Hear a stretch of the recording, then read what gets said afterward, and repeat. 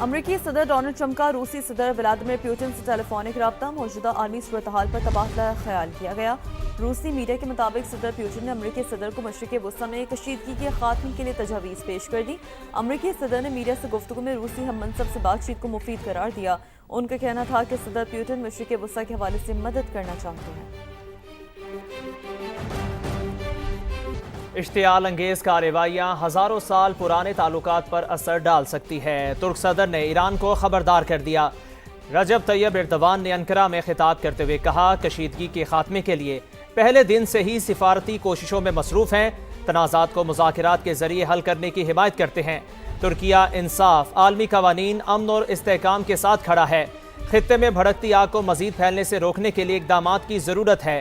Missile اور drone حملوں پر ترکیہ نے ایرانی سفیر کو طلب کر لیا، حملوں پر وضاحت مانگ لی۔ ترک وزارت خارجہ کے مطابق ایسے اقدامات خطے میں کشیدگی بڑھا رہے ہیں۔ ایران میں اسکول پر حملہ امریکی فوج نہیں کیا، نیو یارک ٹائمز نے شواہد سامنے لے آیا۔ رپورٹ کے مطابق اسکول کے قریب ٹاماہاک میزائل گرنے کی نئی ویڈیو سامنے آ گئی، جس میں بڑے پیمانے پر تباہی دیکھی گئی۔ سیٹلائٹ تصاویر، سوشل میڈیا پوسٹ اور دیگر ویڈیو سمیت مختلف شواہد سے ظاہر ہوتا ہے کہ ایلیمنٹری اسکول کو اسی وقت نشانہ بنایا گیا اور نقصان پہنچا جس وقت پاسداران کے بحری اڈے کو نشانہ بنایا جا رہا تھا۔ حملے میں 160 لڑکیاں شہید ہوئی۔ امریکی اخبار نیو یارک ٹائمز نے بچیوں کے اسکول پر ایران کے حملے کا ڈونلڈ ٹرمپ کا دعویٰ غلط ثابت کر دیا۔ صدر ٹرمپ نے پہلے اسکول پر حملے کا الزام ایران پر لگایا تھا، تاہم آج ان کا کہنا تھا کہ ہم تحقیقات کر رہے ہیں۔ اب آپ کو یہ بتاتے ہیں، امریکہ نے افغانستان کو غلط حراست کی سرپرست ریاست قرار دے دیا ہے۔ اہم ترین اپڈیٹ ہے، طالبان رجیم امریکی قیدیوں کو فوری رہا کرے۔ امریکی وزیر خارجہ کا یہ اہم مطالبہ ہے۔ طالبان دہشت گردی کے ذریعے رعایت حاصل نہیں کر سکتے، مارکو روبیو نے ایسا کہا۔ امریکی شہری ڈینس کوئل اور محمود حبیبی کو فوری رہا کیا جائے، مارکو روبیو کی جانب سے کہا گیا۔ تو امریکہ نے افغانستان کو غلط حراست کی سرپرست ریاست قرار دے دیا ہے۔ طالبان رجیم امریکی قیدیوں کو فوری رہا کرے، امریکی وزیر خارجہ کا یہ اہم ترین مطالبہ ہے جو کہ سامنے آ رہا ہے، اور امریکی شہری ڈینس کوئل اور محمود حبیبی کو فوری طور پر رہا کیا جائے، مارکو روبیو نے ایسا کہا۔ پاکستان میں 5G ٹیکنالوجی کی راہ ہموار، 5G اسپیکٹرم کی نیلامی آج صبح 10 بجے ہوگی۔ حکومت نے واضح کیا ہے کہ نیلامی کا مقصد صرف آمدن حاصل کرنا نہیں بلکہ ملک میں جدید ترین ڈیجیٹل سروسز کی فراہمی ہے۔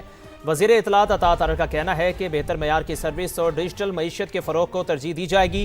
Chairman P T A 300 mega hertz سے زائد اسپیکٹرم نیلام ہونے کے لیے پر امید ہیں۔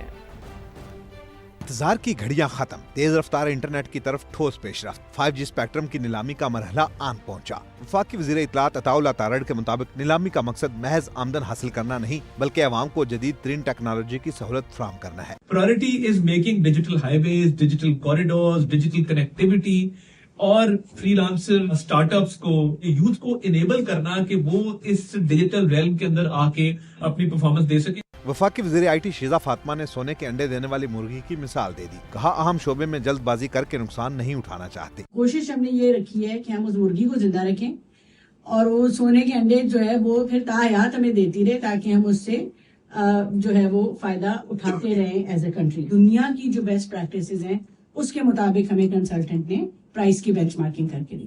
5G اسپیکٹرم کی نیلامی سے پی ٹی اے بھی پر امید۔ Chairman major general retired Hafeez ur Rehman نے 300 میگا ہرٹز سے زائد اسپیکٹرم نیلام ہونے کی توقع ظاہر کر دی۔ کم از کم 300 اسپیکٹرم کو اٹھانا پڑے گا تاکہ کوالٹی 4G کی بہتر اور 5G پاکستان میں آ سکے۔ تو 50% تو ویسے میری انڈرسٹینڈنگ میں بک جائے گا، ہوپفلی 300 سے اوپر جائے گا۔ وزیر آئی ٹی نے درآمدی موبائل فونز پر عائد بھاری ٹیکس کا معاملہ FBR کے سامنے اٹھانے کا اعلان بھی کر دیا۔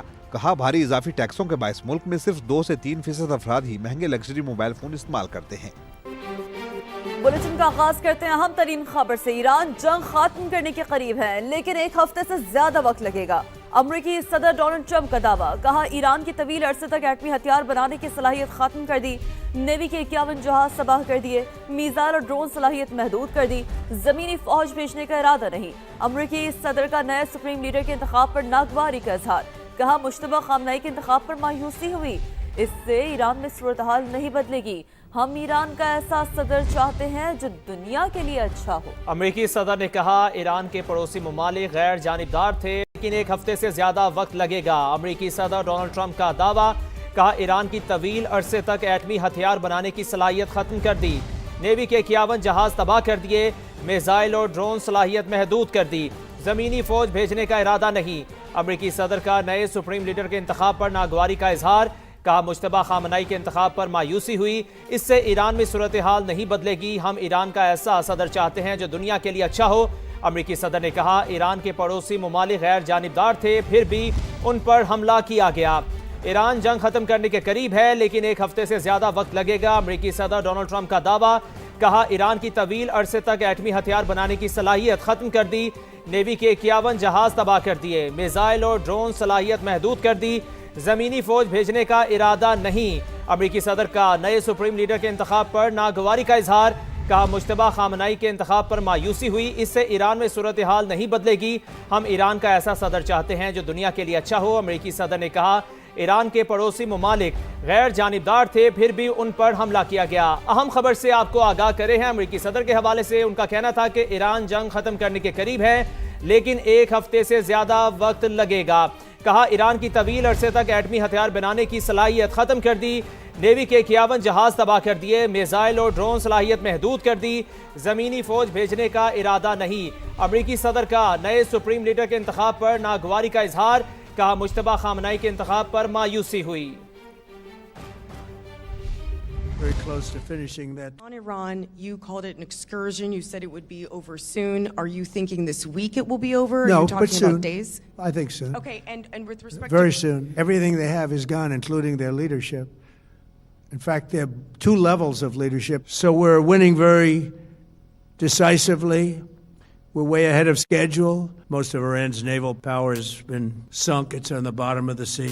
It's almost 50 ships. I was just notified it's 51. Their missile capability is down to about 10%, maybe less, and 83% drop in drone launchers. They attacked their neighbors, and their neighbors were largely neutral, or at least weren't going to be involved. If you look at Saudi Arabia, you look at UAE, Qatar, and others.